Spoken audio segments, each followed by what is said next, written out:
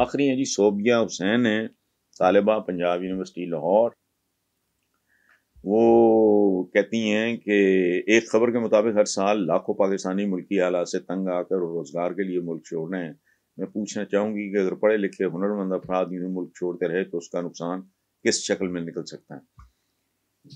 یہ بیٹا ایک بات یاد رکھنا صوبیہ، یہ کئی قسم کے نقصانات یہ جو ملک ہے نا اٹھا رہا ہے۔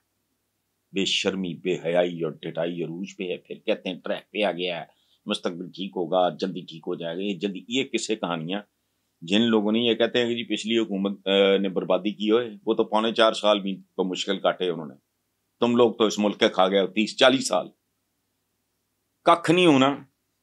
برین ڈرین اور برین ہیمریج یہ ساتھ ساتھ چلے گا۔ میں آپ کو ایک بات بتاؤں، میں کہہ چکا ہوں اپنے کئی پروگرامز میں کہ میں نے بہت بھیانک غلطی کی، میں نے کیوں نہیں چھوڑا when I was in my 30s، opportunity تھی، آج بھی ہے، اور اب اس عمر میں قبر کنارے پہنچ کے میں سوچ رہا ہوں یار چھوڑ دو۔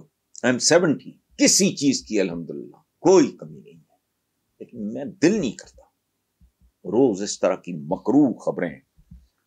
کیبنٹ کا سائز دیکھو بھئی یار کو خدا کا خوف کریں، بھوک کا ننگا ملک۔ ہاں ایک نئی خبر، وہ آپ تو میرا خیال ہے طالبہ ہو گئے اس کی میس کمیونیکیشن کی، اور جو سفارت خانے ہیں انہوں نے لوٹ لگائی ہوئی ہے، ان کے اخراجات دیکھو، ان کے للے تللے دیکھو، لگتا ہے کہ بھوکوں کا ملک ہے یہ، بالکل۔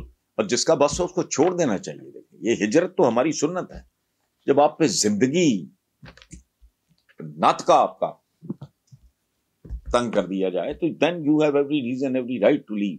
آگے ہیں جی فرمان علی گجرانوالہ سے، وہ کہتے ہیں ایک جانب حکومت کے آخری ہفتے شروع ہو چکے ہیں، لیکن کل بجلی کی فی یونٹ قیمت میں 7 روپے زائد کا اضافہ کر دیا گیا ہے۔ کیا نون لیگی سیاست کے تابوت میں یہ اقدام آخری کیل ثابت ہوگا؟ اللہ کرے ہو۔ غیرت آئے لوگوں کو، دیکھو میں آپ کو بتاؤں، یہ ان کو چھوٹی موٹی نوکریاں گھٹیا قسم کی دے کے، ان کو سائیکل اسٹینڈ کے ٹھیکے اس طرح کا دے کے، اور یہ جب ان کو قیمے والے نان کھلاتے ہیں نا، ان پڑھ ان گھڑ عوام کو، جن کو عقل سمجھ کوئی نہیں ہوتی، ان کو یہ نہیں پتا ہوتا کہ ان کا قیمہ ہے جس کے بنے ہوئے نان وہ نہیں کو کھلا رہے ہیں، جو قورمہ کھا رہے ہیں ان میں انہی کی اولادوں کی بوٹیاں ہیں۔